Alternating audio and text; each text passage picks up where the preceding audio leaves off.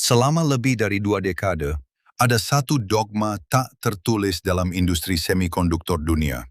Sebuah keyakinan yang dipegang para pemimpin negara, para eksekutif raksasa teknologi, hingga para insinyur paling brilian di muka bumi. Keyakinan itu sederhana. Chip paling canggih yang pernah diciptakan manusia hanya bisa dibuat oleh satu mesin. Dan mesin itu hanya dimiliki oleh satu perusahaan di sebuah kota kecil yang tenang di Belanda.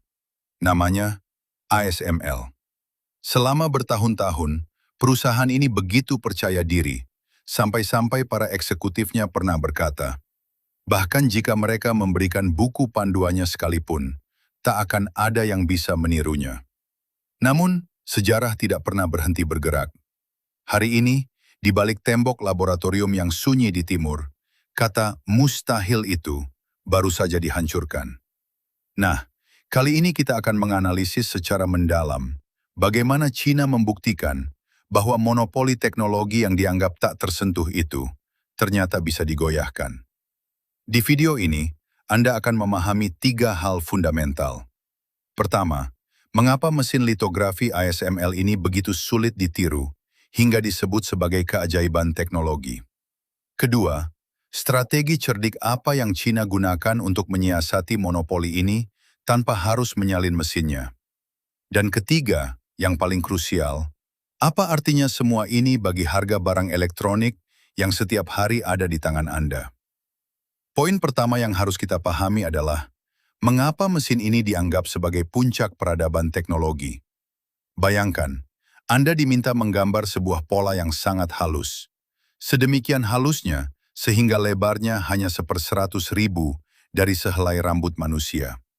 Sekarang bayangkan, Anda harus menggambar pola itu jutaan kali, di atas selembar silikon seukuran kuku, dengan tingkat presisi yang tak boleh meleset walau satu atom pun. Itulah yang dilakukan mesin litografi ekstrim ultraviolet, atau yang biasa disebut EUV. Untuk menghasilkan cahayanya saja, mesin ini harus menembakkan laser ke tetesan timah cair sebanyak 50.000 kali per detik. Setiap tetesan berubah menjadi plasma panas, yang suhunya mencapai ratusan ribu derajat, lebih panas dari permukaan matahari. Dan dari ledakan plasma itulah, lahir satu-satunya cahaya di dunia yang bisa menggambar sirkuit sekecil itu. Mesin ini memiliki lebih dari 100.000 komponen, dikirim dari ribuan pemasok di berbagai negara, dan butuh 40 tahun riset sebelum akhirnya bisa berfungsi. Para insinyur ASML sendiri pernah berkata, inilah mesin paling rumit yang pernah dibuat manusia. Karena itulah dunia percaya, tanpa mesin ini, mustahil ada yang bisa membuat chip paling canggih. Dan selama bertahun-tahun, keyakinan itu benar. Tetapi disinilah letak kesalahan terbesarnya. Barat membaca kekuatan Beijing dengan cara yang salah. Mereka mengira bahwa untuk mengalahkan sebuah tembok, China harus mendobrak tembok itu dari depan. Mereka lupa, ada banyak cara untuk melewati tembok tanpa harus menyentuhnya. Poin kedua yang perlu kita bedah secara serius adalah strategi China. Dan inilah bagian yang paling sering disalahpahami. China tidak berusaha menyalin mesin EUV, karena mereka tahu menyalin mesin seperti ini bukan pekerjaan bertahun-tahun, melainkan pekerjaan satu generasi. Maka, Beijing mengambil jalan yang sama sekali berbeda. Alih-alih mengejar mesin tercanggih, mereka membangun cara untuk membuat chip canggih dari mesin yang lebih sederhana. Mesin ultraviolet dalam, yang teknologinya sudah mereka kuasai. Caranya adalah dengan membagi pola chip menjadi beberapa lapisan, lalu mencetaknya berulang kali dengan presisi yang luar biasa. Hasilnya, mesin yang dianggap ketinggalan zaman itu bisa menghasilkan chip yang mendekati kinerja chip tercanggih. Ini bukan kemajuan yang sederhana. Ini adalah kecerdikan tingkat tinggi, mengalahkan keterbatasan teknologi dengan kejeniusan rekayasa. Selain itu, China juga mengganti strategi dari satu chip raksasa menjadi banyak chip kecil yang disusun rapat. Teknologi ini disebut chiplet, di mana beberapa chip kecil dirangkai menjadi satu prosesor yang sangat kuat. Dengan cara ini, meskipun satu chip kecil tidak bisa dibuat tercanggih, Gabungan dari banyak chip kecil itu bisa menyaingi bahkan melampaui satu chip raksasa.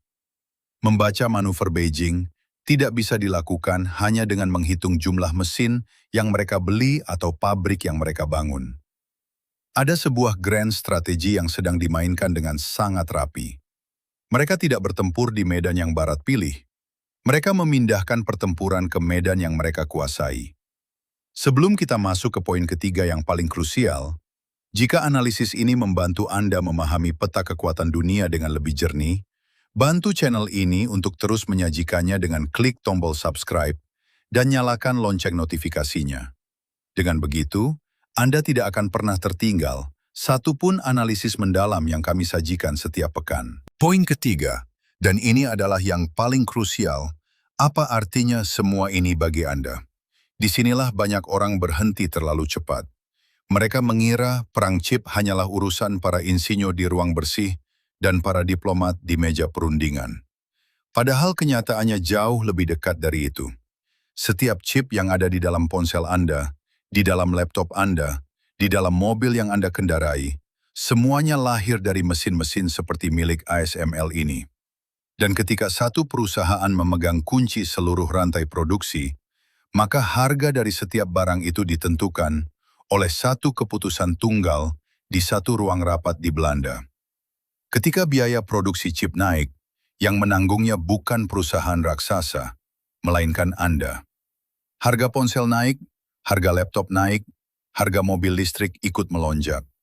Setiap kali harga satu chip bergerak, dompet Anda di Jakarta, di Surabaya, di Makassar, ikut merasakan getarannya. Karena itulah, ketika China berhasil menciptakan jalur produksi sendiri, yang terjadi bukan sekedar kemenangan teknologi Beijing. Yang terjadi adalah lahirnya pesaing baru yang akan menekan harga di seluruh dunia. Monopoli berakhir, persaingan dimulai. Dan dalam persaingan, yang selalu diuntungkan adalah pembeli. Inilah sisi yang jarang diceritakan Barat.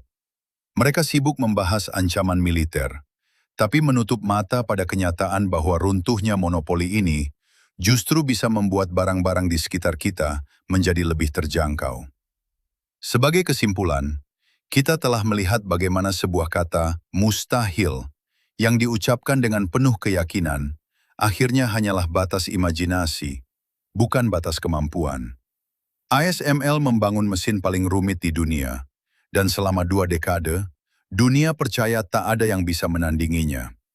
Namun China membuktikan ajaran Sun Tzu yang abadi. Menaklukkan musuh tanpa bertempur adalah puncak dari keunggulan. Mereka tidak mendobrak tembok itu, mereka berjalan memutarinya. Dan dengan berjalan memutar, mereka mengubah seluruh peta kekuatan teknologi dunia. Ini bukan akhir dari dominasi ASML. Perusahaan itu masih memegang kendali atas mesin tercanggihnya. Tetapi ini adalah awal dari era baru. Sebuah era di mana kata mustahil tidak lagi menjadi tembok yang tak bisa dilewati, melainkan hanya menjadi tantangan yang menunggu untuk dipecahkan. Bagaimana pandangan Anda terhadap situasi ini? Apakah dominasi ASML benar-benar akan runtuh?